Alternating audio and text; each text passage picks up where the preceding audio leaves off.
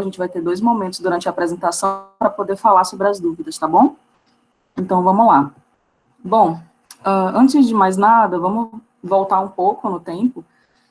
E a gente começou a falar em microscopia com a invenção de uma lente biconvexa por parte do Anton van Leeuwenhoek. Ele inventou uma lente biconvexa que permitiu que ele verificasse pequenos detalhes intrínsecos e animais e células vegetais, tanto que ele fez uma grande contribuição para a biologia celular em termos de detalhes celulares de células vegetais, né? E, a partir disso, houve uma grande revolução nos microscópios, né, até chegarmos ao microscópio de luz convencional, que é o microscópio que a gente usa hoje. E, em 1900, a gente teve a possibilidade, então, de tirar fotografias das lâminas, né, então a gente conseguia tirar fotos de determinados campos daquelas lâminas de vidro, e com o advento da internet, algumas décadas depois, nós pudemos, então, compartilhar essas imagens, né, e fazer o que a gente chama de telepatologia, que seria a consulta remota de algum patologista, principalmente em casos difíceis, casos desafiadores, certo? E um pouco mais tarde, na última década em 1990 a 2000, começamos a dar os primeiros passos, então, na microscopia digital. Né, o que é isso? Então, abriu-se portas, abriu-se a possibilidade de digitalizar a lâmina por completo. Então, enquanto em 1900 a gente começava a fotografar partes da lâmina, agora a gente tinha a possibilidade de digitalizar a lâmina por completo, certo? Só um segundo. Ok. Qualquer problema, doutora Cíntia, manda uma mensagem, por favor, tá? Se acontecer algum problema de conexão. Bom, então, vamos lá. Tranquilo, Ana. Tá tudo tranquilo, tá? Qualquer problema eu falo. Obrigada. Bom, então, só para a gente relembrar os passos do processamento das espécimes, né, das biópsias, primeiramente a gente tem, então, as peças ou as biópsias incisionais.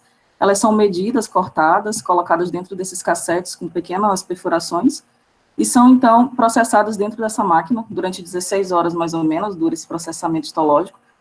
Tudo isso para que seja possível a gente incluir as biópsias em blocos de parafina.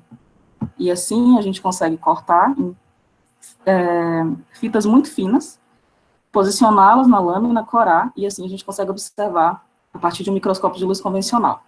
Então, esse fluxo de trabalho para observar as lâminas que a gente tem com o microscópio de luz convencional, ele depende justamente da manipulação das lentes objetivas, então a gente consegue aumentar, né, gerenciar o aumento, né, do campo, e requer troca de luz, ajuste de foco e a varredura da lâmina numa ordem que o patologista considere melhor para que ele analise aquela lesão. Então, esse é o fluxo de trabalho, utilizando o microscópio de luz convencional. Quando a gente fala de lâminas digitais, a coisa muda um pouco de figura. Então, antes da gente falar da lâmina digital, vamos falar um pouco sobre o sistema que gera a lâmina digital. Então, basicamente, é um scanner de lâminas, certo? No qual a gente posiciona as lâminas na bandeja e escaneia as lâminas. Um computador e um software que vai possibilitar a leitura, a visualização das lâminas, a análise dessas lâminas, tá?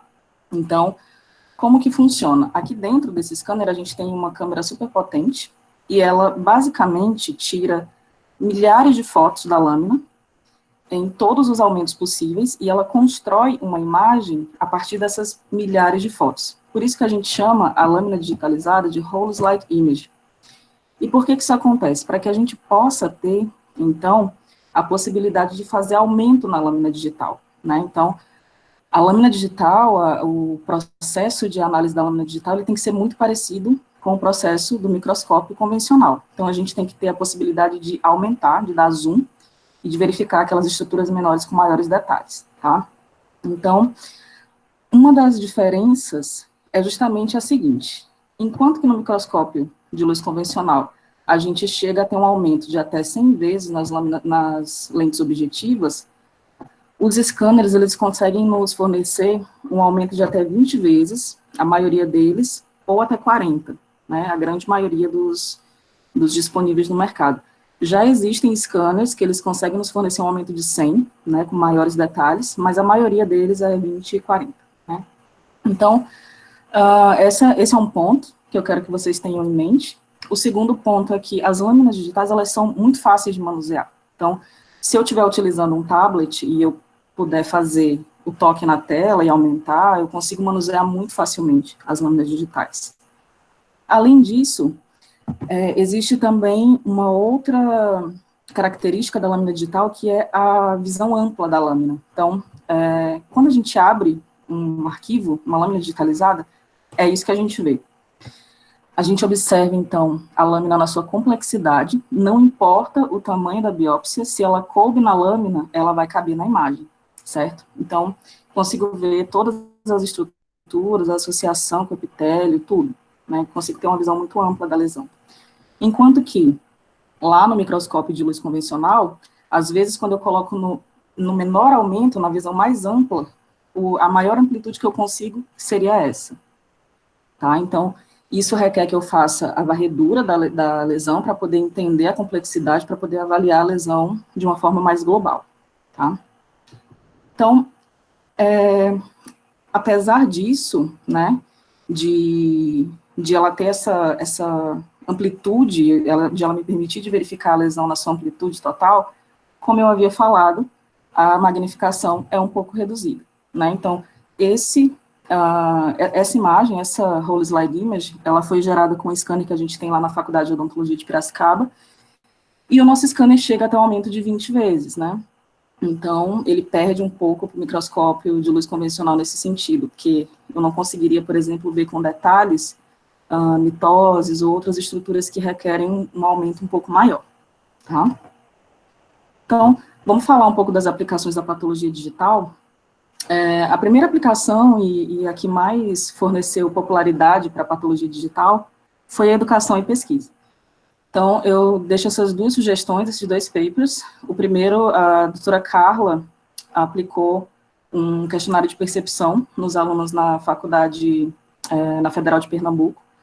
E o segundo é um paper originado lá da FOP, da Faculdade de Odontologia de Piracicaba. O doutor Felipe Paiva fez uma avaliação de percepção dos estudantes enquanto eles transicionavam das lâminas de vidro para as lâminas digitais, né?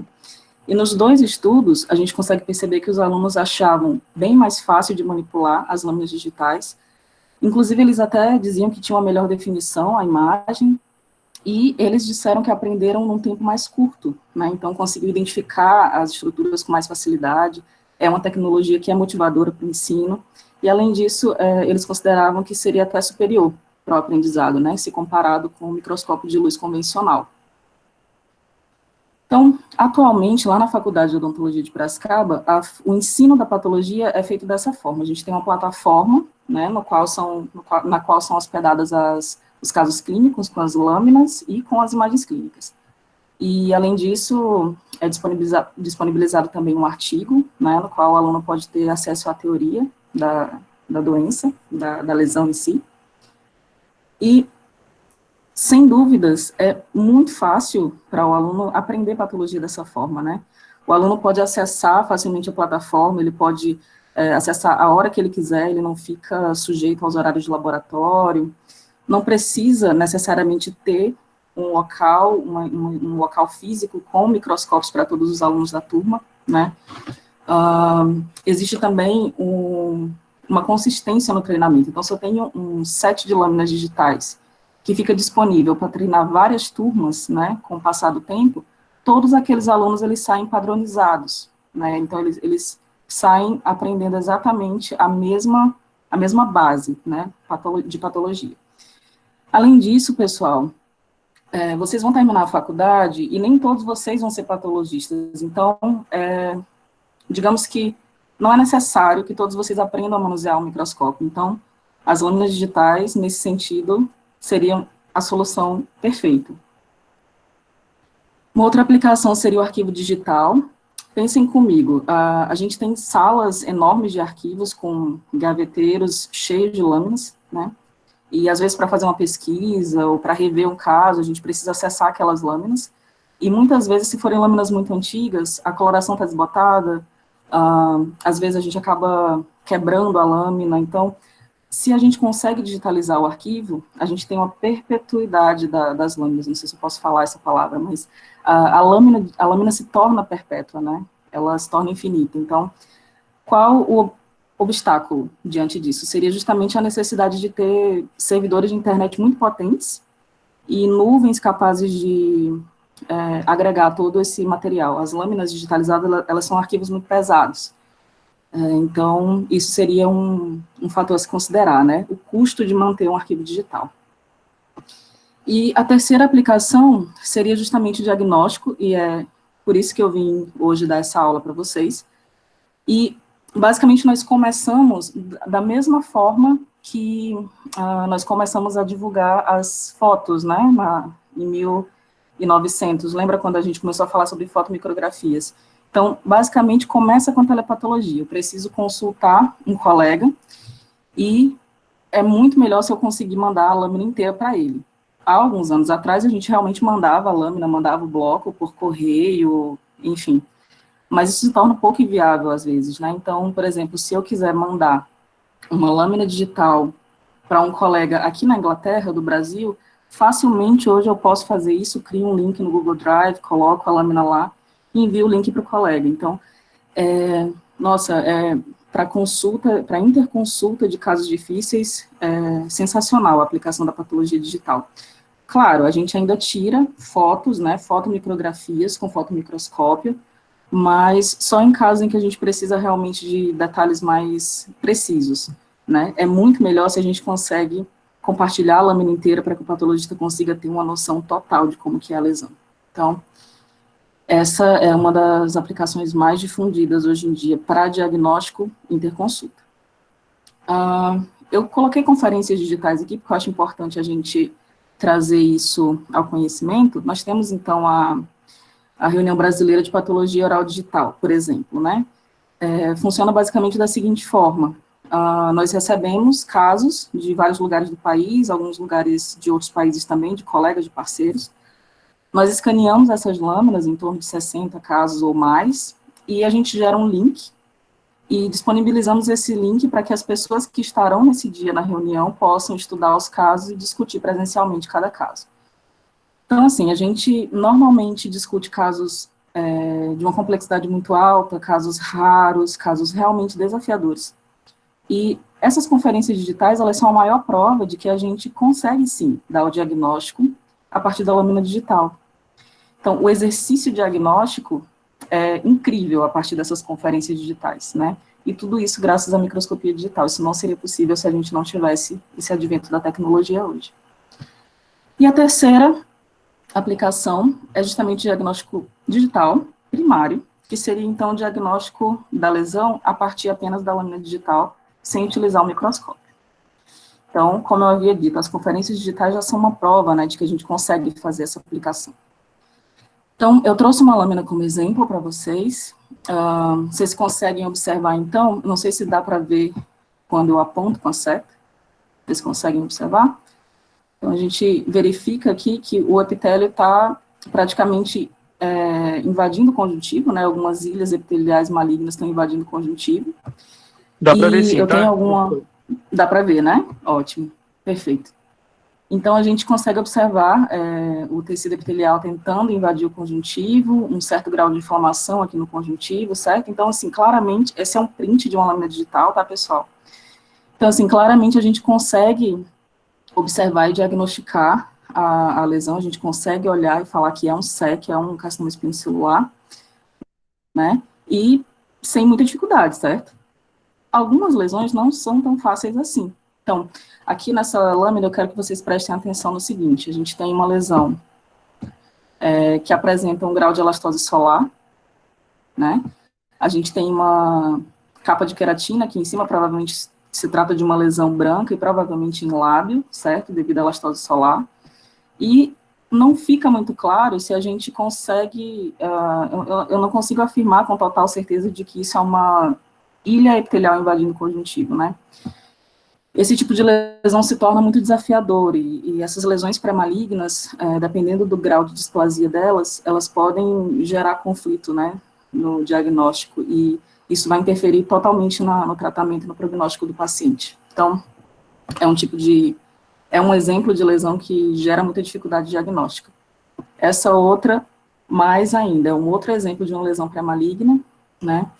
E nesse caso, o conflito é maior ainda porque não fica claro se a gente tem as células epiteliais invadindo o conjuntivo e a inflamação tentando segurar toda essa agressão, digamos assim, ou se é o contrário, a gente não consegue identificar se é uma inflamação que está acontecendo naquele local por algum motivo, e por causa disso as células da camada basal se desorganizaram.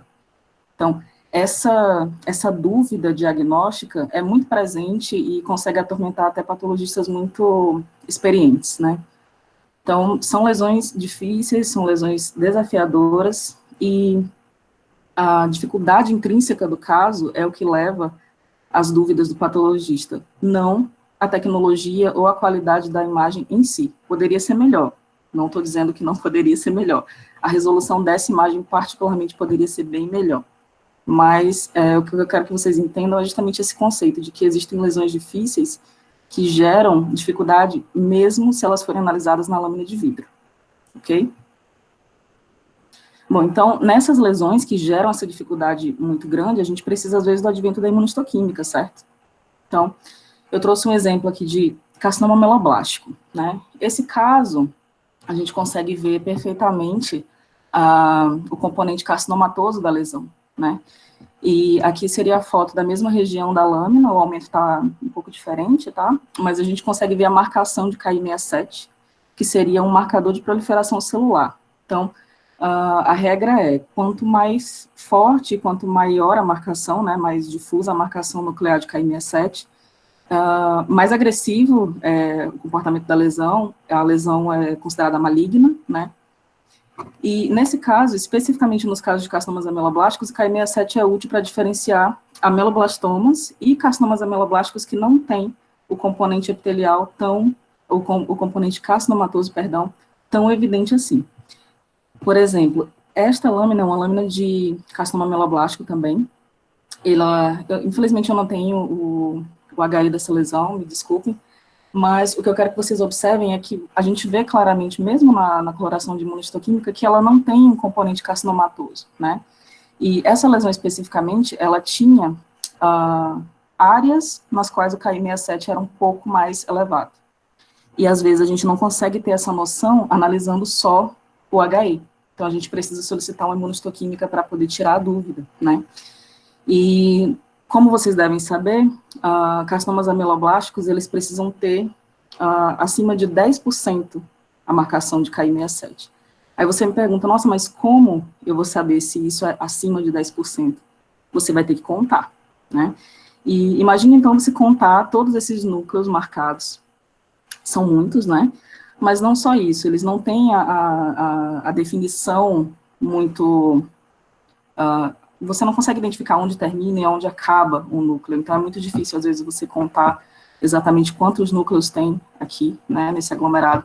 Então, nessas situações, se torna muito cansativo fazer essa contagem, essa análise, né, sem contar que eu teria que fazer a contagem de 5 áreas diferentes da lâmina, né, de hotspots, que seriam esses locais que teriam a marcação mais concentrada, e tirar uma média, né, dessa marcação, para ter, então, a porcentagem do meu Ki67, de marcação do Ki67. Então, é uma tarefa que é cansativa, e para suprir essas tarefas cansativas, que geram dúvidas, são inconsistentes, precisa de muito, como que eu posso falar, de interpretação do patologista para poder chegar num número objetivo, né?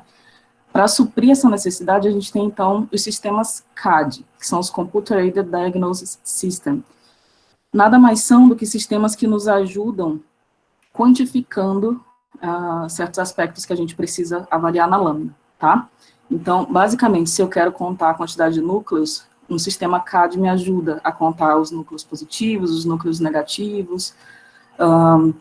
Alguns sistemas CAD me ajudam a avaliar as glândulas, por exemplo, para gradar câncer de próstata. É importante analisar as glândulas, né? Então, eu consigo segmentar as glândulas e analisar só as glândulas daquela lesão. Ou então, a quantidade de mitoses de um câncer de mama. Então, todas essas informações que precisam ser quantificadas e que influenciam diretamente no prognóstico e no tratamento do paciente, a gente tem uma grande ajuda dos sistemas CAD para poder ter um número mais objetivo, tá? Aqui é só um exemplo, para vocês terem uma ideia de como funciona. Esse é o software que a gente usa para analisar as lâminas digitais, e eu rodei um algoritmo só para a gente ver como é que funciona a segmentação de núcleo. Então, a gente tem, em azul, todos os núcleos que são negativos, e os núcleos positivos, eles têm intensidade, né? Então, esse algoritmo, ele analisa a intensidade da cor. Então, a gente consegue ter um output, a gente chama que seria os resultados, né? Nesses valores, esses valores precisam ser convertidos, então, para que a gente tenha uma porcentagem real. Então, assim, só para exemplificar como que funciona os sistemas CAD, tá? Na sequência, eu trouxe esse caso para vocês, foi um caso que nós conseguimos resolver com a ajuda também da tecnologia nesse sentido. O Dr. Gleison, não sei se ele está vendo a aula agora, ele fez o apoio, ele deu o apoio nesse sentido. Vou explicar o caso para vocês entenderem melhor. Nós recebemos essa lesão, era uma lesão fúngica, né? Quando nós analisamos no microscópio de luz convencional, nós identificamos que as esferas fúngicas, elas eram muito grandes, um número bem maior do que a gente estava acostumado a ver. Então, a gente solicitou apoio do Gleison, e ele fez, então, a medição dessas esferas para a gente. E essa função, basicamente, você precisa ter a lâmina digitalizada. Claro, é um passo a mais, né? Mas a medição está na ponta dos dedos, né? Está ao alcance dos dedos. Então, ele fez a medição super rápido, ele conseguiu medir essas esferas para a gente. Revisão da literatura, a gente conseguiu verificar que realmente não se tratava de uma doença fúngica que a gente estava habituado a ver. Por exemplo, a gente considerou paracoccidioidomicose. As esferas eram até 2 ou 3 vezes maiores do que seria considerado o tamanho de uma esfera fúngica para paracoco. Além das diferenças morfológicas e tudo mais que o caso apresentava, né? Mas, especificamente, a medida nos ajudou muito, né? Nesse sentido, para descartar o diagnóstico. Então, foi um outro caso que se resolveu bem com a tecnologia, né? O outro caso que, enquanto eu estava montando a aula, eu lembrei e decidi trazer para vocês. Esse caso foi enviado pelo Dr. Mário, do Rio de Janeiro, Dr. Mário Romagnac. Ele enviou esse caso para a Reunião Brasileira de Patologia Oral. E tratava-se de um hemangioma cavernoso em mandíbula, se não me falha a memória, era em mandíbula. E a gente observou que, tudo bem, o diagnóstico era esse, um hemangioma cavernoso. E em algumas áreas da lesão, nós observávamos essas estruturas redondas, nessas esferas, grandes e próximas de vasos sanguíneos, e algumas delas apresentavam reação de corpo estranho. Vocês podem observar aqui que a gente vê umas células gigantes, né, ao redor dessas esferas. Então, o que a gente pensou primeiro? Bom, é uma reação de corpo estranho, algum material que não é normal de se encontrar no corpo humano. Vamos, então, ver que tipo de materiais a gente poderia, né, encontrar nesse contexto. Se era um hemangioma, então a gente pensou em materiais de embolização, certo? Então, de acordo com o tamanho, né, de cada partícula, a gente conseguiu fazer um diagnóstico diferencial e, inclusive, chegar a sugerir qual seria o tipo, qual seria a marca desse material, né? Tudo devido à medição da esfera. Então, mais uma aplicação, super válido ter esse tipo de ferramenta e não precisar, por exemplo, preparar uma lâmina, levar no microscópio eletrônico de varredura para fazer toda a quantificação, sabe, uma coisa tão simples, medir a esfera, fazer uma revisão de literatura, a gente já conseguiu descartar várias coisas, então, assim, ajuda muito na nossa prática diária, né? Bom, fazer uma pausa agora, eu queria saber se alguém tem alguma dúvida até o momento. Se não tiver nenhuma dúvida, eu queria pedir só para vocês darem uma esticada na cadeira. Quem estiver deitado, Luana, que fungo que era aquele lá, parecido com o paracoco? Coccidioidomicose, doutora Cíntia. Gente! Muito legal o caso. E quando a gente viu, tipo, a primeira hipótese acho que a equipe pensou em paracoco, porque é o que a gente está habituado a ver, né? Sim, eu bati o olho aqui na lâmina, eu paracoco de micose. Mas aí a gente sentiu falta dos brotamentos, né? A gente não via aqueles brotamentos, e os fungos eram enormes. Então, assim, a gente colocava no microscópio de luz convencional, no aumento de 5, a gente conseguia ver o fungo tranquilamente, era enorme. Então, gente, isso não é paracoco, né? Provavelmente é alguma outra coisa. E a gente fez toda uma análise, a gente inclusive levou esse caso também para ser analisado no microscópio eletrônico de varredura, para poder ver toda a morfologia do fungo. Bem interessante o caso. Que legal. Exatamente, muito legal. É um caso bem interessante. A primeira aula eu falo assim, paracoco de micose, quem aprender a soletrar rapidinho já está falando. É verdade. Até hoje em dia, quando eu vou escrever, eu hesito um pouco, eu não posso mentir. Joia, obrigada, Ana. Obrigada. Bom, pessoal, então, já que... Eu não sei se alguém colocou alguma coisa no chat, eu não consigo ver. Se tiver alguma dúvida, por favor, pode abrir o microfone, tá? Mas na ausência de dúvida, a gente vai continuar. Tudo bem? Então, vamos lá, então.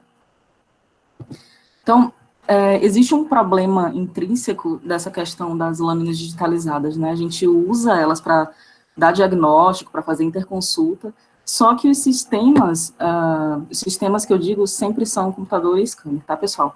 Os sistemas, eles não são liberados pela FDA, eles não são aprovados pela FDA, porque eles são extremamente variáveis, né? Cada um tem o seu próprio software, cada um tem um formato de arquivo diferente, salva as lâminas num tamanho diferente, de acordo com os pixels da imagem. A qualidade das imagens, como vocês podem ver, é diferente para cada scanner. Então, assim, é muito amplo, né, as características desses sistemas, então é muito difícil eles serem regulamentados, né. Então, até onde eu sei, em 2017, o único sistema que a gente tem aprovação da FDA até agora é o sistema da Philips, né, até onde eu sei. Então, em 2017, eles receberam aprovação, e acho que ainda são os únicos até agora, pelo menos da última vez que eu chequei. Então, na ausência de regulamentação da FDA, poxa, a gente precisa continuar dando diagnóstico, né? A gente precisa continuar fazendo as nossas interconsultas, então a gente tem que validar o nosso sistema. A gente precisa ter um certo grau de confiabilidade, né? Então, na ausência de regulamentação, College of American Pathologists liberou, então, uma guideline, que seriam basicamente 12 regras, que todos os laboratórios precisam seguir para validar os seus sistemas, os seus scanners, né? Para que eles possam, então, se assegurar de que eles estão seguindo um padrão, certo? Então, baseados nisso, a gente fez a nossa validação. Curiosamente, pessoal, essa foi a primeira validação de microscopia digital com um set de lâminas de patologia oral. Então, nós conduzimos essa validação no nosso laboratório e nós atingimos uma concordância entre o observador de 97%, isso é muito alto. Na patologia digital, a gente chega a aceitar digamos assim, um grau de erro de até 4%, né, é o esperado, é o aceitável. Então, a gente observou que, nossa, a concordância é super alta, então vamos ver o que aconteceu para ter as discordâncias, né, vamos pegar os casos discordantes, vamos analisar isso com um pouco mais de cautela. Então, a gente observou que os casos discordantes, eles eram casos difíceis, né, que precisava de toda uma interpretação do patologista, então tem toda uma subjetividade envolvida. E lembra daqueles casos que eu mostrei no início? Pois é, esses dois casos eram casos da minha amostra, e foram dois casos que realmente foram bem problemáticos. Os dois patologistas erraram os diagnósticos nos dois casos. Erraram, que eu digo, quando avaliaram na lâmina de vidro e na lâmina digital, eles deram diagnósticos diferentes, tá? Então, exatamente os dois casos foram errados, foram, né, diagnosticados errado pelos dois patologistas. Então, realmente a gente coloca na balança e pensa, o caso é difícil, o caso é desafiador, né? Então, além disso, além de analisar as razões para a discordância, a gente também analisou o tempo que levou, né, para que os patologistas dessem os diagnósticos, tanto na lâmina digital, quanto nas lâminas de vidro. Porque como que eu posso falar? As pessoas sempre difundem essa ideia de que analisar a lâmina de vidro é muito demorada, né, então, nós quisemos averiguar se isso realmente era verdade. Então, o que a gente encontrou? A gente percebeu que a lâmina de vidro, ela ela fornece uma melhor ergonomia para o patologista analisar a patologia em si. Então, na hora que ele clica na lâmina, que ela abre e você tem uma visão completa da lesão, o raciocínio é muito rápido, né? Então, eu consegui perceber isso, e aqueles casos que levaram mais tempo para serem diagnosticados eram justamente os casos difíceis e os casos que tinham pouco material na lâmina. Então, assim, todas as discordâncias e todos os atrasos estavam relacionados com a dificuldade do caso ou o fato de ter pouco material na lâmina. Essas dificuldades seriam encontradas também se fossem analisadas lâminas de vidro, tá? Então, acho que esse é essa informação que fecha, né, esse conceito de que as lâminas digitais, elas são confiáveis, tanto quanto as lâminas de vidro, apesar daquele default do aumento, né, a gente tem um aumento um pouco menor nas lâminas digitais. Bom, então, perdão. A partir daqui, a gente poderia, então, fazer as nossas rotinas virtuais, né, as nossas rotinas online. Agora a gente faz. Essa foto foi da nossa última rotina. Nós estamos fazendo as rotinas sempre digitais agora devido a essa situação desafiadora que nós estamos vivendo, né, na qual é necessário ter um distanciamento social e, enfim, eu estou aqui isolada de todo mundo, acabo participando, pegando uma caroninha nas rotinas também. Fico feliz por isso, consigo tomar uma cervejinha junto com o pessoal enquanto a gente vê os casos. E, infelizmente, nós precisamos de uma situação tão ruim para acabar dando um passo que a gente já sabia que poderia dar, né? Mas é só mais uma forma de saber que a gente pode sempre se reinventar diante das dificuldades, né? A gente estava conversando isso mais cedo, eu e a doutora Cíntia. Bom, então, alguns serviços, principalmente aqui no Reino Unido, já existem serviços que são totalmente digitais, né? A equipe da doutora Bethany Williams é uma equipe de Leeds, é uma cidade aqui ao norte. Eles já utilizam isso na rotina deles, né? Então, essa equipe, antes de instituir a rotina totalmente virtual, eles fizeram uma revisão sistemática e uma análise sistemática do que já havia na literatura, né? E eles encontraram justamente aquela taxa de concordância que eu já havia falado para vocês, né? De discordância, perdão. Então, um erro aceitável para os sistemas de patologia digital é de 4%, e tudo bem, é o aceitável, né? E ela também encontrou a mesma dificuldade que eu tive na minha validação, ela encontrou já publicado na literatura. Então, 32% das discordâncias relatadas na literatura eram em relação a lesões displásicas. Então, realmente, lesões difíceis, né, lesões desafiadoras. Então, além disso, ela conseguiu verificar uma concordância diagnóstica de 92,4%. Eu não coloquei a nossa revisão sistemática, nós fizemos uma revisão sistemática também, a nossa equipe lá na FOP, eu não coloquei aqui, mas eu vou deixar como sugestão, a doutora Cíntia passa para vocês depois. Nós conseguimos até achar uma concordância diagnóstica superior a 92%, justamente porque quando nós fizemos o critério de inclusão, a gente incluiu só estudos que obedeciam às 12 guidelines do CAP. Então, a gente tem uma revisão sistemática também publicada nesse mesmo sentido. Eu vou deixar a sugestão para a doutora Cíntia passar para vocês, para quem quiser ler. Ok, aqui. Um outro serviço que também é totalmente digital são Granada University Hospitals. Então, eles já são digitais desde 2016, né? Eles já estão pensando muito mais à frente da gente.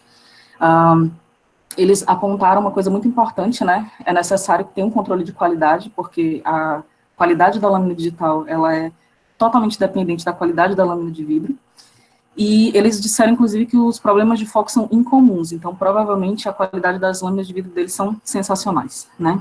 O ambiente de trabalho se tornou mais produtivo, segundo o relato deles, aumentou a eficiência, né? E, além disso, eles já estavam pensando, desde a época de publicação desse artigo, eles já estavam pensando, acho que foi julho de 2019, né? Já estavam considerando os sistemas CAD e inteligência artificial como os próximos passos, né? Então, é a tendência natural, a evolução da patologia digital, ela permite isso, né? Permite a utilização dos sistemas CAD, permite que a gente pense um pouco mais à frente, comece a considerar a inteligência artificial para diagnóstico na patologia. Mais uma pausa. Tudo bem até aqui? Todo mundo atento ainda? Ok, ninguém respondeu, então acho que tá tudo bem. Opa! Tudo bem? Tudo beleza, tudo certo. Ok, então vamos lá. Plateia ligada e só Nenhuma aumentando. pergunta, que bom. Nenhuma pergunta ainda, pessoal? Se não tiver, não tem problema. De novo, dê uma esticadinha, estica na cadeira, levanta um pouco, tá? Eu sei que é difícil se manter motivado nesse momento. Ensino à distância, a Helena não gosta, né, Cíntia? Está ótimo, está ótimo. O que eu tô achando um barato, Então, principalmente, é não ter o risco de quebrar a lâmina, porque quem nunca passou por esse medo, né? Agora, nossa, inclusive, agora me lembrou até de uma situação, quando eu estava preparando a minha amostra para poder trazer para cá, lâmina repleta, a bandeja repleta de lâminas, umas 60 lâminas, eu derrubei todas as lâminas do chão antes de digitalizar, elas foram digitalizadas, né, eventualmente. Mas, nossa, parte do coração, né, as lâminas todas quebradas no chão. Que tristeza. principalmente quando o professor, na época da faculdade, já falava, ó, vocês cuidem muito com essa daqui, que só tem uma, só tem duas dessa, né? Meu Parece Deus. que era igual colocar um peso na mão, né, na hora de manusear o microscópio. Exatamente, você dá um passo, a lâmina cai no chão sozinha. Nossa, exatamente. E é muito interessante ter essa possibilidade de tornar a lâmina imortal, né? É muito legal. Mas, claro, a gente não faria isso também para todas as lâminas, né? Imagina só você escanear uma rotina de um hospital inteiro, é muita coisa, então tem que ter uma seleção também, né? Não são todas as lâminas que a gente teria que manter nesse arquivo digital. Não existiria servidor capaz de comportar tanta coisa. Ok, pessoal, vamos lá, então. Então, agora a gente retoma a nossa linha do tempo, né? A gente já conversou sobre patologia digital, a gente já falou sobre CAD, que são os Computer Aided Diagnosis, né? E, de novo, só para lembrar, os CADs, eles são basicamente a análise quantitativa da imagem, tá? Só para lembrar antes da gente dar um passo a mais. E agora a gente vai começar a falar de inteligência artificial em si. Então, a inteligência artificial, qual que é a diferença se comparado com os sistemas CAD? Basicamente, CAD não faz decisão. E inteligência artificial consegue ter autonomia para fazer decisão, tá? Então, vocês conseguem observar. Eu coloquei os sistemas CAD ali fora, porque realmente eles são a parte, tá, dessa situação, mas nem tanto, já explico por quê. Então, só coloquem isso na cabeça por enquanto. Sistemas CAD não fazem decisão, eles não conseguem fazer uma classificação, eles não conseguem dizer se é câncer ou não, né? O sistema CAD, ele vai me dar as informações que eu quero, principalmente informações quantitativas, né, de porcentagem, de tamanho, de núcleo, e aí quem vai fazer a decisão sou eu, patologista, tá? Já na inteligência artificial, não, a máquina, ela tem autonomia para fazer uma classificação, né? Nos sistemas nas abordagens de sistema de inteligência artificial mais clássicas, o que que a gente tem? A gente tem, basicamente, informações morfológicas, tamanho de célula, tamanho de núcleo, formato, organização do nucleolo, onde que ele está localizado, distância das bordas do núcleo, todas essas informações, né, que são basicamente informações numéricas, e aí eu alimento a minha inteligência artificial, a minha máquina com aquelas informações, e ela vai fazer uma decisão. Ela vai classificar a minha imagem, né, de acordo com um padrão pré-estabelecido, como câncer ou não câncer. Então, as abordagens mais primitivas de inteligência artificial funcionam dessa forma, tá? Esse classificador, ele basicamente é um algoritmo. Então, a gente está falando aqui de linguagem matemática aplicada a máquinas, né? Então, assim, é totalmente parada de... Perdão. É totalmente uma parada de programação, tá? Então, eu sei que é um pouco subjetivo, eu sei que é um pouco difícil de compreender, mas fiquem comigo, a gente vai tentar explicar isso da melhor forma para vocês. E aí, dentro da inteligência artificial, eu tenho duas abordagens. Você vê que elas se confundem, né, de uma certa forma, a abordagem de Deep Learning, ela está dentro da abordagem de Machine Learning, e a diferença essencial entre elas é basicamente que, na abordagem de Machine Learning, a máquina, ela vai aprender a partir de dados, a partir de imagens, mas de imagens que eu preciso colocar uma etiqueta nessa imagem. Eu preciso dizer que isso é uma mitose, Então, eu pego uma lâmina e eu anoto todas as mitoses que existem naquela imagem, naquela lâmina, né? E aí eu apresento isso para a minha máquina e ela vai aprender a partir daquela informação que eu sinalizei para ela, tá? Nas abordagens de Deep Learning não funciona assim. Essas abordagens, elas não usam dados com anotações, tá? Com etiquetas, elas usam imagens. Imagens, como que eu posso falar? Ela aprende por meio de experiência, ela vai vendo as imagens e ela consegue diferenciar, né? Então, não existe intervenção do patologista nessa parte, né? Nas abordagens de Deep Learning, certo? Então, aqui, pessoal, Deep Learning é o mais próximo da nossa capacidade cognitiva, né?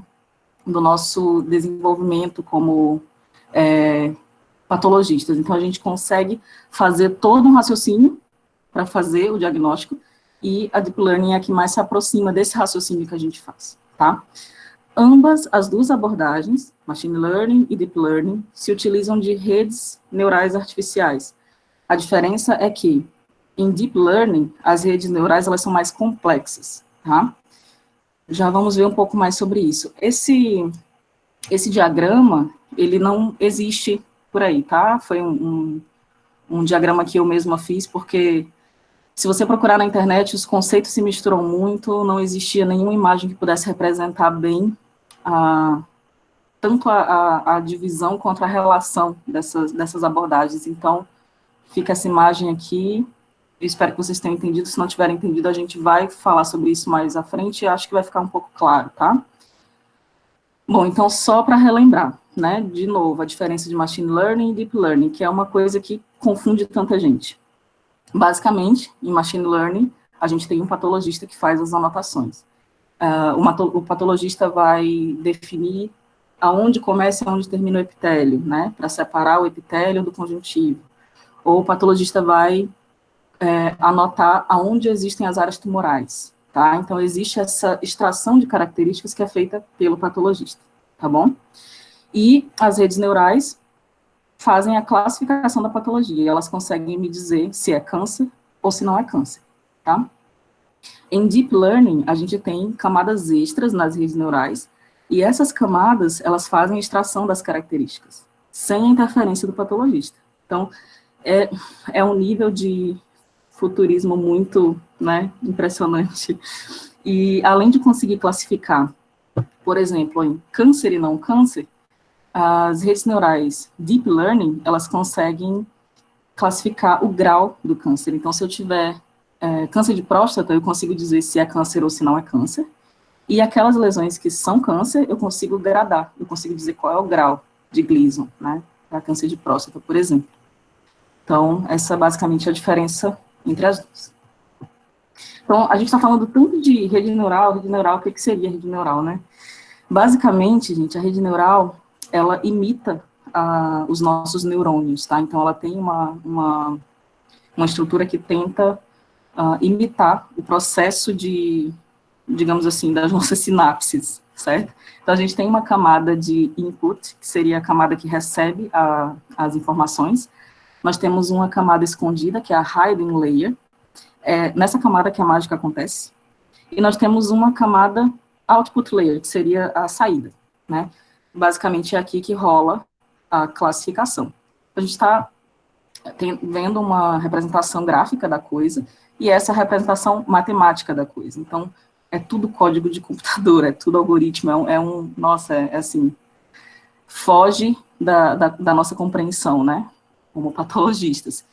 Então, o que é importante vocês saberem aqui, por trás de todas essas fórmulas matemáticas e algoritmos e tudo isso, a gente tem a possibilidade de, como que eu posso dizer, de alimentar a máquina com imagens, né, que essa é a base da inteligência artificial. Você alimenta a máquina com imagens e ela te classifica aquelas imagens. Então, é extremamente, nossa, eu acho sensacional essa possibilidade, sabe? Seria uma forma de padronizar o diagnóstico que é dado, certo? Bom, então, aqui só um exemplo de uma rede neural profunda, né? As redes neurais mais superficiais não teriam todas essas camadas escondidas, tá? Então, no meio dessas camadas escondidas, a gente tem extratores de características e, no final, a gente tem a classificação. Então, a única diferença da camada, da rede neural profunda é que ela tem mais camadas, ela é mais complexa e, claro, ela consegue ser mais precisa também nos diagnósticos, né? Então, só para fechar esse conceito, como eu posso falar? As redes neurais em si, os algoritmos, né?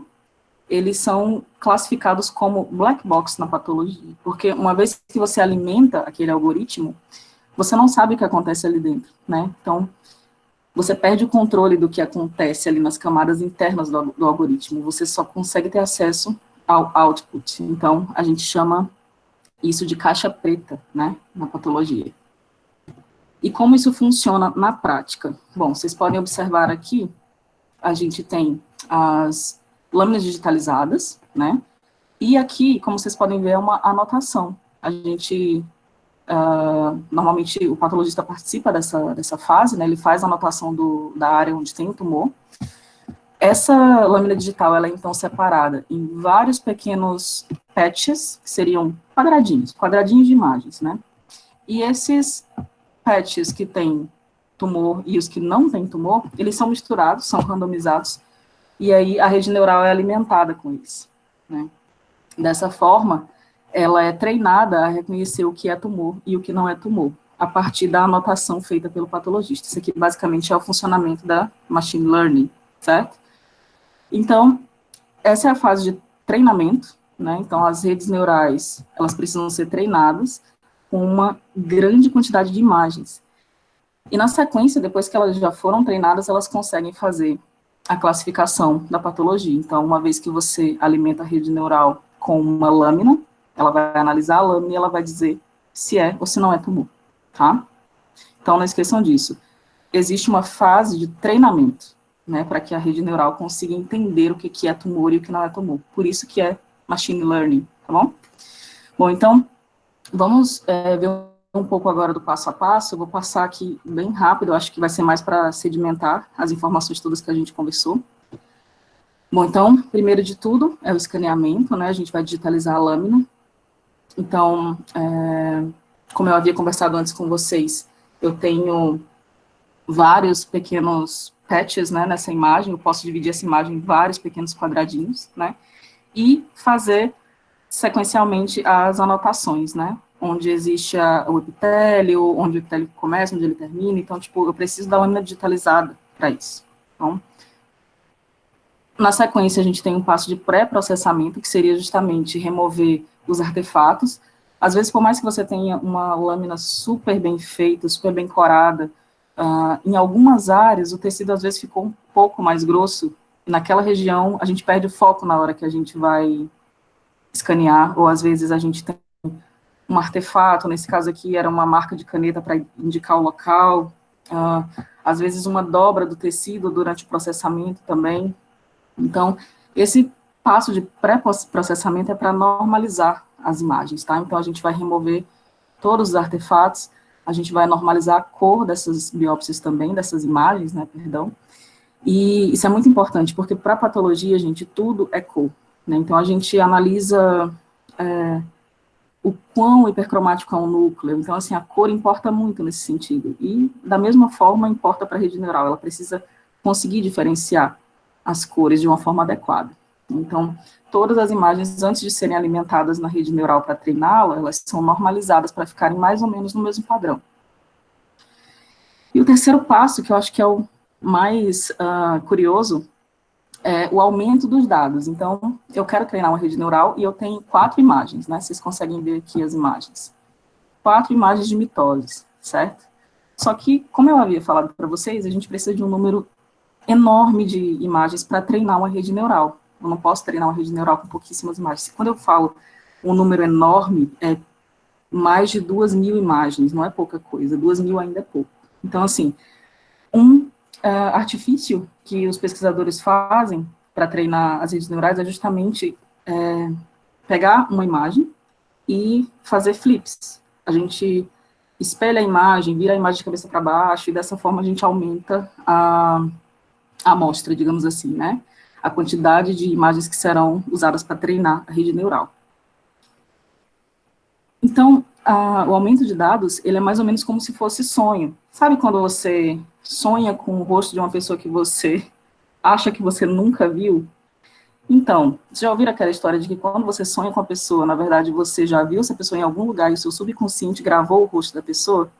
É mais ou menos isso. A rede neural, ela só pode prever o que ela conhece. Então, ela precisa ter uma larga experiência, né? Ela precisa ver muitas imagens para poder, então, fazer a classificação baseada na experiência, tá? E o terceiro passo seria, então, a segmentação ou anotação. A gente já falou sobre isso, é só para fechar esse conceito. A segmentação, pessoal, ela é feita normalmente nas abordagens clássicas, e são feitas por programas de computador, tá? E as anotações são feitas pelo patologista. A segmentação feita por computador, nas abordagens clássicas de inteligência artificial, ela não é machine learning nem deep learning, tá? A máquina, ela não está aprendendo nada. Nas abordagens clássicas, eu tenho a segmentação, por exemplo, aqui do núcleo, né? Eu segmentei o núcleo, e o classificador, ele vai só interpretar se esse núcleo, ele condiz ou não com a minha classificação de interesse. Apenas isso. Não é machine learning nem deep learning. As anotações, elas são machine learning, certo? Deep learning não tem anotação, ok? Acho que fica bem claro agora essa diferença. Bom, então, só para abordar tudo que a gente falou, é basicamente isso, né? Escaneamento e pré-processamento é igual para todas as abordagens, tanto as clássicas quanto as learning-based. A diferença da obtenção das informações é que nas abordagens clássicas eu tenho segmentação feita pelo computador, né? E aí eu vou ter informações de medidas, formato de núcleo, morfologia celular mesmo e tal. E nas abordagens learning-based eu vou ter anotações no machine learning, que é o que eu quero, ou a mitose, ou o tumor, ou a glândula, anotadas pelo patologista.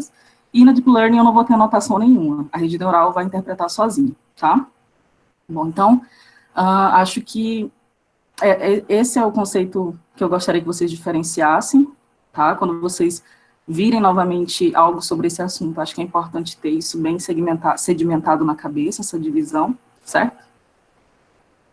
E qual seria, então, o papel da inteligência artificial na patologia oral e maxilofacial? Bom, esse foi o primeiro estudo que eu consegui encontrar em lesões de cabeça e pescoço, mais especificamente é um estudo que visou a classificação de carcinoma espinocelular de cabeça e pescoço. E só um minutinho. Isso aqui tá no meio. Perdão. E ele foi o primeiro estudo, como eu falei para vocês, ele é de 2007, e ele já chegou dando um chute na porta, né? A acurácia do estudo, a acurácia da abordagem da inteligência artificial foi de 96%. Então, assim, uau, né? E a partir disso a gente só espera acurácias sempre melhores, né? Então, essa abordagem era uma abordagem clássica, tá? Ele extraiu características das células e utilizou um classificador, né? A gente não vai entrar em detalhes dos classificadores, porque, sinceramente, é muita coisa e para o conceito da aula não interessa, tá, pessoal? Um outro estudo que eu achei legal trazer para vocês, essa equipe avaliou lesões displásicas, né? Mas eles utilizaram duas abordagens. Também isso aqui é questão técnica, tá? Não interessa para vocês. Mas vamos considerar, então, os melhores resultados que eles obtiveram. Então, eles tiveram uma sensibilidade de 94%, especificidade de 93%. Então, tipo, isso é bastante coisa, né? Considerando uma tecnologia tão nova. A diferença aqui entre as duas abordagens é só o extrator de características, tá? Então, não se liguem nisso. O próximo estudo é da mesma equipe. Eles fizeram, então, a classificação de fibrose submucosa oral. É uma equipe da Índia, se eu não me engano, essa equipe. E eles utilizaram um determinado extrator e um classificador, também é uma abordagem clássica, e eles tiveram uma acurácia de 95%. Gente, isso é muita coisa, considerando que é uma tecnologia nova, considerando que a gente ainda está aprendendo como lidar e como melhorar as metodologias para poder ter acurácias tão altas, é muita coisa, né? Então, um outro estudo que eu achei interessante trazer para vocês. A gente está passando rápido nesse sentido, porque depois quem quiser ler, eu vou deixar esse material com a doutora Cintia, vocês podem acessar esses artigos, tá, pessoal? Então, um outro estudo que eu achei super interessante, além dele classificar se era ou se não era carcinoma espinocelular de boca, ele também, como que eu posso falar? Previu o resultado do paciente. Então, eles conseguiram predizer, né, o outcome do paciente em 87% dos casos. Né? Então, como que isso funciona? A parte de classificação, basicamente, é como a gente já havia falado. A segmentação do núcleo, né, detecção e segmentação, eles extraíram as características que interessavam, formato, tamanho, textura do núcleo, e alimentaram, então, o classificador. Essa também é uma abordagem clássica, tá? E aí o classificador, eles usaram 4 classificadores diferentes, e dentre os 4 eles escolheram o que deu melhores resultados, é assim que funciona, eles testam vários classificadores para ver qual que funciona melhor. E aí, após fazer a classificação entre SEC e não SEC, no caso, né, a inteligência artificial também conseguiu prever qual seria a sobrevida de cada paciente. E isso foi comparado com a real sobrevida do paciente. Então, eles acompanharam os pacientes por um tempo, e eles verificaram a sobrevida do paciente, fizeram um cálculo estatístico para comparar. E justamente, 87% foi o que bateu, né? A rede neural conseguiu prever o resultado da doença, o prognóstico do paciente em 87% dos casos, tá? Ok. Esse artigo, ele é um pouco mais recente, acho que de 2020, era para prever a metástase nodal, metástase oculta, em carcinoma espinocelular de boca. Tiveram também uma boa eficiência, né, 84%. Esse AUC, não se preocupem com isso, é uma forma de medir a eficiência baseada em algumas questões estatísticas, tá? Então, o importante é vocês saberem que, basicamente, representa que em 84% dos casos houve concordância, né, da rede neural. Nesse caso, é machine learning, né, a gente começa a observar que começaram a utilizar abordagens mais learning-based, né. Esse paper é da equipe do Dr. Ali Khurram, que é o meu orientador aqui, e o Dr. Nazir Rajput, a gente tem desenvolvido alguns trabalhos com ele, e esse paper é sensacional, depois dei uma olhada nele, eles conseguiram uma alta acurácia, 96,31, e foi o primeiro que eu vi utilizando Deep Learning. Então, é super interessante, eles conseguiram prever disease-free survival, é bem interessante. Dei uma lida, por favor, nesse paper, eu vou deixar também com a doutora Cintia. Esse paper também contou com a colaboração do Dr. Khurram e do Dr. Rajput, que coordenam. Eles fizeram a avaliação, então, da segmentação de vasos sanguíneos em carcinoma espinocelular de boca, e eles conseguiram uma acurácia impressionante também, quase 97%. Então, a gente está no caminho, sabe, pessoal? A gente está conseguindo chegar em uma alta significância, né, em evidências muito fortes para que a gente consiga confiar completamente na inteligência artificial. E agora a gente vai falar um pouquinho das inovações. Achei super interessante. Esse artigo, Cíntia, é o artigo que eu havia te falado mais cedo, e eu achei bem interessante, eu não tinha visto ainda, mas enquanto eu estava montando a aula, ele apareceu na minha busca, é justamente a detecção de lesões em mucosa oral, seria mais ou menos a delimitação das margens, né, a partir de um laser, né, e a interpretação é feita por uma rede neural, Convolutional Neural Network, e impressionantemente essa classificação de tecido não saudável e tecido saudável teve uma sensibilidade altíssima, de quase 100%, né, e uma especificidade de 70%.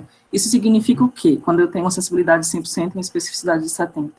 Provavelmente, em algumas áreas saudáveis, a sonda vai achar, né, a inteligência artificial vai interpretar como sendo uma área que está à margem comprometida. Então, tem que ter atenção nesses pequenos detalhes, né, de estudos de diagnóstico. Embora a sensibilidade seja alta, a gente precisa corrigir isso para que não acabe tirando a mais tecido saudável do que seria necessário. E eles, inclusive, apontam que seria necessário um número maior de imagens para treinar essa rede neural, e uma limitação é que esse laser, né, a penetração desse OCT, é muito raso, então se eu tiver um tumor um pouco mais profundo, ele não vai ser capaz de detectar as margens, né? Um outro artigo super interessante, eu achei sensacional, não tinha visto também, até esta semana, foi esse microscópio com inteligência artificial basicamente acoplada nele. Então, eu consigo olhar nas lentes oculares e eu enxergo a segmentação sendo feita em tempo real. E aquilo é uma lâmina de vidro, ela não é uma lâmina digitalizada. Então, basicamente, o computador e o microscópio trabalham juntos para me fazer a segmentação da área que eu quero. Muito interessante esse artigo, gente. É tipo, como vislumbrar o futuro, é muito legal. E aqui eles falam um pouco sobre as possíveis aplicações no futuro, né? Vocês conseguem ver a identificação das estruturas que eram, digamos assim, as estruturas-alvo, né? A segmentação dessas áreas. É super interessante esse artigo, se puderem também, deem uma conferida nele. E a última inovação que eu achei, assim, uau, e eu deixei por último realmente porque eu quero que vocês fiquem de boca aberta junto comigo, é o reconhecimento de carcinoma de células basais, mas a partir de fotos do smartphone. Então, se vocês compararem se vocês compararem a classificação, a acurácia de classificação das imagens feitas com smartphone e das lâminas digitalizadas, além de elas serem muito próximas, ela consegue ser mais acurada do que, inclusive, as lâminas digitalizadas em aumento de 40. Então, eu fiquei muito impressionada com esse artigo e faz a gente pensar um pouco que, às vezes, não depende só da resolução em si. A rede neural, principalmente se ela é Deep Neural Network, ela consegue interpretar contexto em si, ela consegue visualizar a patologia de uma forma mais abrangente do que a gente consegue, do que a gente conseguiria pensar, não é apenas pixel, não é apenas resolução, né? Então, achei super interessante esse artigo. Bom, então, gente, para concluir, realmente a gente está diante de uma revolução na patologia digital, vai mudar completamente o jeito que a gente ensina, o jeito que a gente diagnostica. Então, assim, apesar de a gente ter alguns estudos em patologia oral e maxilofacial, ainda faltam muitos estudos, né? Então, a gente está trabalhando nisso, o Dr. Ali Kuram já está trabalhando com algumas lesões pré-malignas, e é muito animador ver que existem grupos de pesquisa se unindo para suprir essa falta de evidência, né, em relação à patologia oral. Então, a gente espera que esses gaps sejam preenchidos, né, que a gente consiga ter uma melhor precisão no diagnóstico no futuro, para que a gente possa ter mais segurança em utilizar essas redes neurais para diagnóstico. E eu sei que, se não pensaram em me perguntar, provavelmente, talvez a doutora Cíntia pense em me perguntar, então eu já vou responder. A gente não pode terminar essa aula sem falar, sem mencionar essa preocupação dos patologistas, né? Então, será que os patologistas serão substituídos por máquinas no futuro? Então, você que está acabando a faculdade agora, você pensa em terminar e você quer fazer patologia, você teve essa aula e você pensa, nossa, para que eu vou ser patologista, né? Pessoal, não é bem assim, sabe? Eu digo que sim, mas eu explico por quê. Hoje, nós temos os patologistas no papel de destaque para dar diagnóstico, né? Com o advento da inteligência artificial, a gente consegue inverter o papel, mas sem perder o protagonismo do patologista. O que eu quero dizer com isso é simples. A máquina, ela vai fazer o trabalho pesado, ela vai diagnosticar a base, né? O trabalho pesado vai ficar com a máquina, e a gente vai ter diagnósticos mais padronizados. Tudo o que for outlier, tudo que for lesão difícil, lesão fora da curva, lesão de coalizão, lesões novas, a biologia está sempre surpreendendo a gente, tudo isso ainda vai precisar da experiência e da capacidade de fazer conexões de um patologista experiente, que tem um conhecimento de clínica, e não só da inteligência artificial em si. Então, assim, não se preocupem, se isso chegar a acontecer, esse futuro está muito distante, né? E eu acho que vale a pena pensar nisso, mas eu não vejo como se o patologista perdesse esse protagonismo, vocês conseguem entender? Então, essa é a minha opinião acerca disso. Provavelmente alguns colegas têm opiniões diferentes acerca desse assunto. E eu termino essa aula com a sugestão de alguns datasets disponíveis online, em vários sites. Eu vou passar essa relação também para a doutora Cíntia. Quem quiser estudar, é só entrar no site, avaliar as lâminas digitais estão lá para serem estudadas completamente. Não existe só, vocês estão vendo aqui da macropatologia, né, sei o que eu quero com isso, não. Existem também os datasets de cabeça e pescoço, tá? Então, existe um site que são só lâminas de citologia, o site da Bison, que tem caso todo mês, é super legal, tem a informação clínica e tem a lâmina digital para vocês darem uma estudada. E é isso. Eu agradeço todo mundo que ficou agora até o final, e se vocês tiverem alguma pergunta, seja a respeito de inteligência artificial, microscopia digital, seja a respeito de mestrado, doutorado, né, as perspectivas, doutorado sanduíches, se vocês quiserem saber qualquer coisa, mandem um e-mail, eu estou à disposição, e eu finalizo a aula com essa imagem, que é da minha cidade. E é isso, gente. Vou voltar aqui só para vocês anotarem o e-mail. Maravilha. Ô, Aninha, amada, eu vou partir agora para a gente ir para o momento cultural, porque os nossos artistas já estão esperando e eles já têm que sair daqui para uma apresentação, e aí eu vou querer que você retorne, porque eu tenho algumas perguntas para fazer. Ok, desculpa se demorei muito, pessoal. Corre para o momento cultural, Cíntia. Não, eu sei que você queria assistir também, né, amada? Eu lembro que você me falou Ok. que queria assistir também. Quero sim, tá, quero ver tudo. Então só vou já preparar aqui tudo direitinho, porque você sabe que esses negócios, vai gente para lá e vai gente para cá, né, coisas para lá. Cadê o Anderson aqui? Deixa eu só achar ele aqui, o pessoal que já estava aqui esperando. Olá, Anderson. Que bom que todo mundo... Gente, não vi as mensagens, vou ver daqui a pouco, tá? Que lindo! Agora eu acho que você tem que tirar a tua apresentação, minha amiga. Você tirou?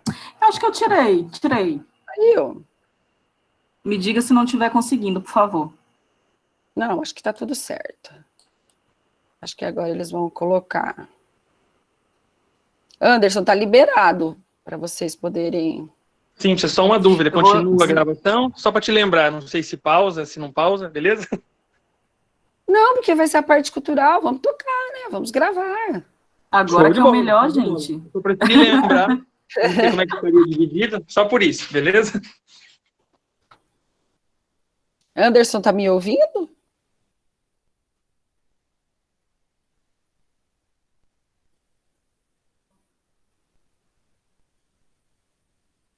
Vocês ficam aí vendo a cara da bonita aqui, né? Pronto, tirei.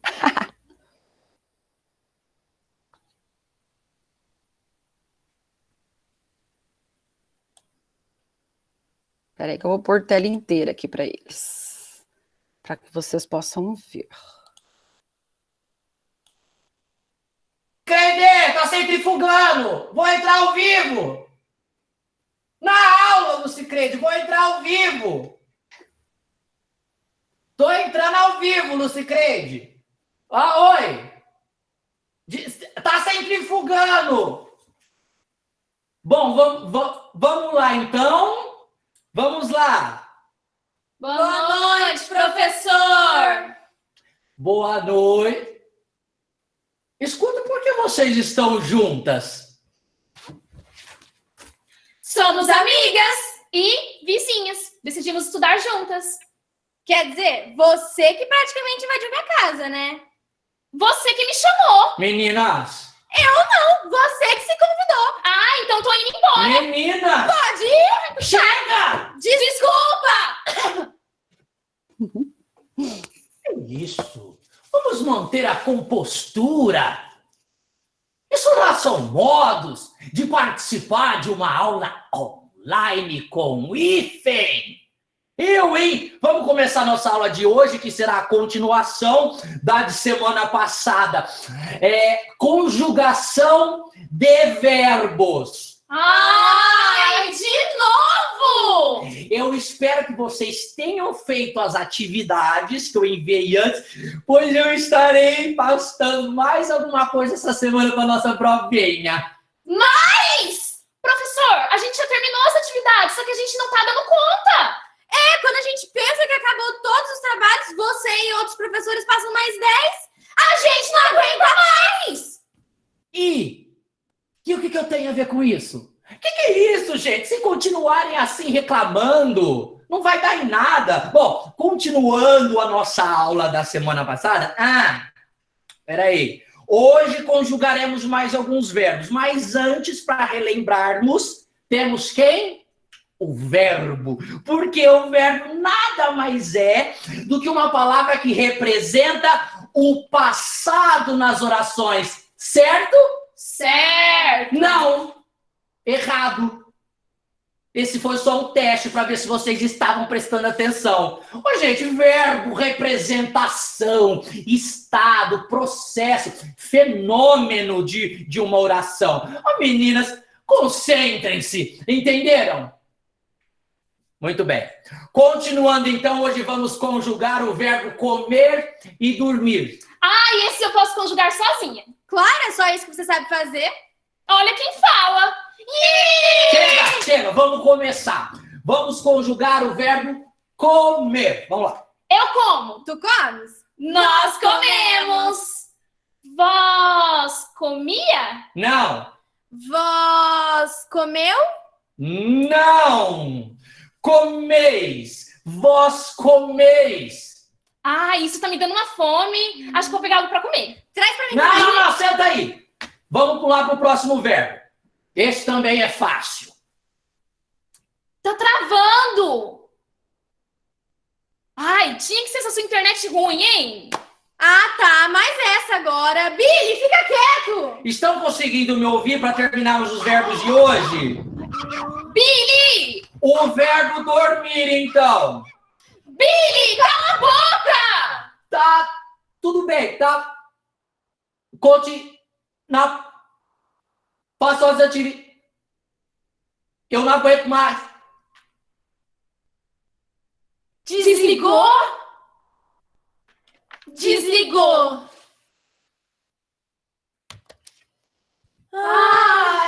Eu não aguento mais live. Live? Eu implorei pra voltar.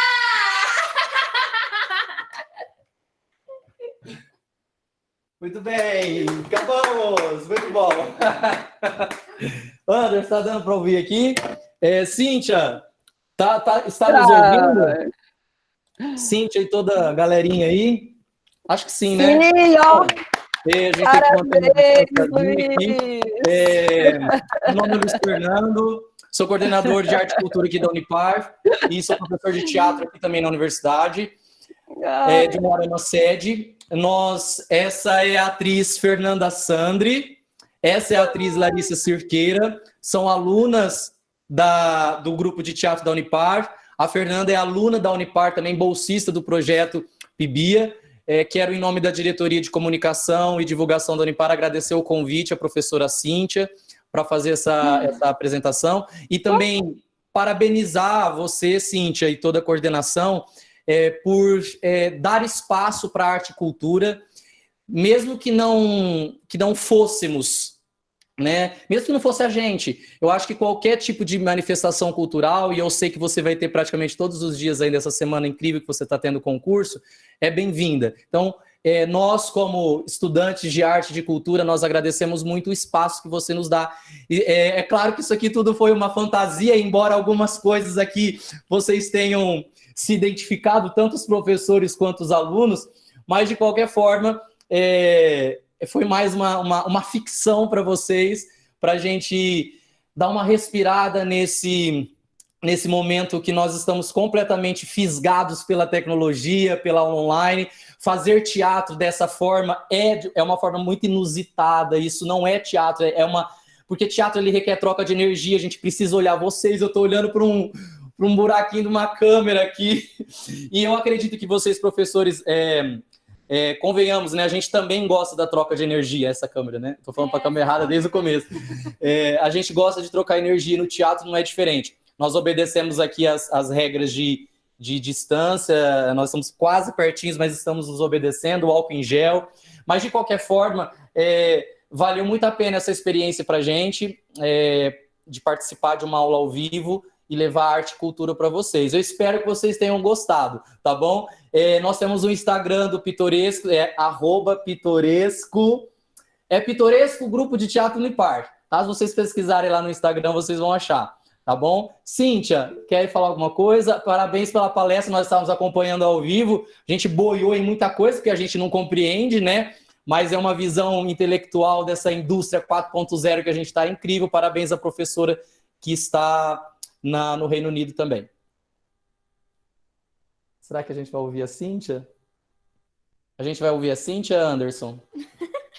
Sim. E agradecer também, Cíntia, a todo mundo aqui do estúdio, Anderson, Diego, eles fizeram aqui, não sei se tem como mostrar, vai lançar a câmera aí, Diego, tem como mostrar o estúdio aqui, tudo que nós fizemos para a gente mostrar para eles. Oi, Luiz! Oi, voltei! Voltei! Tem um quê de querer me tirarem nessa hora do momento cultural? Ontem já fizeram essa sacanagem comigo. Sabe? Eles fazem essa coisa comigo. Meu querido, eu gostaria muitíssimo de agradecer. Eu sei que você está atribuladíssimo. Menina, Anderson, muitíssimo obrigado. Ficou ótimo. Eu dei muita risada. Eu acho que, meus queridos alunos, era isso que a gente queria passar para vocês, deixar esse momento leve, um momento para a gente poder dar risada. Eu sei que vocês dão muita risada, principalmente desses momentos de Cíntia, cai conexão, fica falando, né? A parede, sai, fica aqui olhando. O que será que caiu? Gente, tudo bem? Luiz, né? Terra, alguma coisa. Fica a Cíntia fazendo essas coisas. Mas eu acho que vocês conseguiram encontrar a gente aí um pouquinho. Sim, adoramos. O Luiz conseguiu reproduzir bem o que nós fazemos. Vocês também, né? Qualquer semelhança não é ótimo. Qualquer semelhança não é mera coincidência, viu? Certeza. Porque, ó, tem momentos que eu peço pro pessoal abrir o link e mostrar as carinhas, que fazem igualzinho as meninas fizeram, que estão assim em cima da mesa. Faz desse jeito comigo, sabe? De centrifugar a máquina, porque eu estava gravando uma aula para o colégio, que eu sou professor, e eu estava lavando roupa em casa, e a máquina começou a centrifugar e começou a fazer um barulho. Um babado. Tá bem que foi ótimo, Luiz. Ótimo mesmo, obrigada por vocês estarem aí nesse horário, ficaram esperando. Sempre. Muito obrigada mesmo, de coração, por tornar o nosso dia mais divertido. Obrigada mesmo, viu? Beijo, tchau. Até mais, gente. Aninha, um monte de perguntinhas, Ana, que estou aqui. Ainda bem que meus meninos já me conhecem, já vou até voltar você aqui, já vou o principal da tela, doida para perguntar, né? Vocês acham que eu não ia perguntar, né, moçadinha? Vocês acham que eu não ia perguntar, não? Então, o que você colocou lá das aplicações da patologia... Coitados, já começaram a sair, Cíntia, começaram a sair já. Pode, daqui 2 tempos voltar, que eu já vi que a professora Elô já chegou aí, a Elô já é de casa, tudo bom, Elôzinha? Já está por aí, é cria da casa, a próxima professora, está longe, mas é filha dessa casa aqui, foi minha caloura também, tá aí. Eu vou perguntar algo que eu já te perguntei no privado, mas para o pessoal poder estar ouvindo. No caso da patologia digital, a gente consegue que vocês usam lá na verdade, lá na Unicamp, para os alunos poderem estudar. Tem associação com imagens clínicas, Ana? Por exemplo, eles têm lá as imagens histopatológicas, eles têm as imagens clínicas para poder estudar junto nessa plataforma? Sim, sim. A gente estava conversando mais cedo sobre o sistema nosso, é totalmente digital lá. Mas a nossa rotina basicamente é feita com o microscópio de luz convencional. Acho que vocês viram a imagem, num dos slides eu mostrei a foto, microscópio de 5 cabeças, e a gente tem acesso à radiografia, às fotos clínicas, tudo no computador, tudo no sistema, né? Mas, realmente, a lâmina digitalizada a gente só começou a fazer agora devido a essa situação da pandemia. Mas, facilmente, a gente consegue fazer, nessas últimas rotinas digitais que a gente tem feito, compartilhamento de tela é super, né? Então, enquanto o professor Pablo passa as lâminas, uma outra aluna consegue depois compartilhar a tela e ela mostra o raio-x, a foto clínica, e a gente faz toda essa integração. É tudo, né, ao mesmo tempo, a gente compartilha as telas, a lâmina está digitalizada. Não, mas que eu falo assim, tem aquela plataforma que o aluno está usando agora na graduação, que me deu a entender, tem sim, lá, né? Sim, lá também o aluno tem acesso a imagens clínicas, ou só histológicos? Clínicas, Imagens clínicas também. Ai, joia. Imagens Olha, clínicas que e a lâmina lindo. digitalizada. Nossa. E é legal porque aquele sistema específico de ensino da faculdade, o aluno nem precisa baixar o programa no computador. Aham. Se ele acessa o domínio, ele clica no link, a lâmina abre como se fosse um domínio da internet mesmo. Então, ele não Nossa. precisa baixar nada no computador, visualiza a imagem inteira, consegue passear na lâmina, aumenta, dá zoom, é bem Nossa, interativo. que legal. O scanner para digitalizar as lâminas, ele é do valor muito alto? Como que é? É um valor alto, mas eu não saberia te dizer quanto foi exatamente. O nosso scanner ele é um pouco antigo, ele tem 20 anos de idade já, o nosso scanner, se eu não me engano. Esperar eu sair para comprar. Né? Não, se eu não estou enganado, se eu não estou exagerando, é entre 10 e 20 anos, eu acho que o nosso scanner tem. Eu acho que talvez esteja exagerando um pouco. Vou verificar o preço direitinho, Cíntia, mas é um preço bem alto, sim. Eu tinha uma ideia, mas agora eu não tenho ideia de quanto estaria custando um scanner agora. Vou verificar e te falo. Ai, que joia, que joia. Mas é um investimento altíssimo, né? Não é Nossa, toda mas a universidade que aplicabilidade- consegue. Não, mas a aplicabilidade, aquilo que você colocou, para o ensino, para pesquisa, né, para muita e pensa, coisa interessante. Né? um scanner, você investe bastante para comprar. O nosso scanner, por exemplo, ele foi uma junção de várias universidades que se uniram, fizeram um projeto multiusuário e solicitaram a verba, o grant, para poder comprar o scanner. Então, várias universidades, todo mundo participou dessa movimentação, pode utilizar o scanner. Então, assim, um scanner é a referência ali na FOP, mas muita gente se beneficia disso, né? Então, a gente consegue suprir muitas áreas, né? A gente não precisa mais de uma sala com 40 microscópios, né? E isso por muitos anos. Imagine quanto que seria comprar 40 microscópios, ou 60, de acordo com o tamanho da turma, e fazer manutenção nesses microscópios. Se você tiver um scanner e cuidar dele direitinho, ele dura anos. E você vai estar tendo sempre a possibilidade de aumentar o dataset de lâminas, né? Então, que nem agora a parte de ensino em radiologia. A longo prazo. A nossa professora de radiologia dá tudo nos computadores. Né? A gente consegue ensinar tudo assim. Hoje não precisa mais aquela questão de ter um laboratório de radiologia e tudo mais. Pessoal, mais alguém quer fazer alguma perguntinha? Se alguém errar a questãozinha que eu coloquei aí no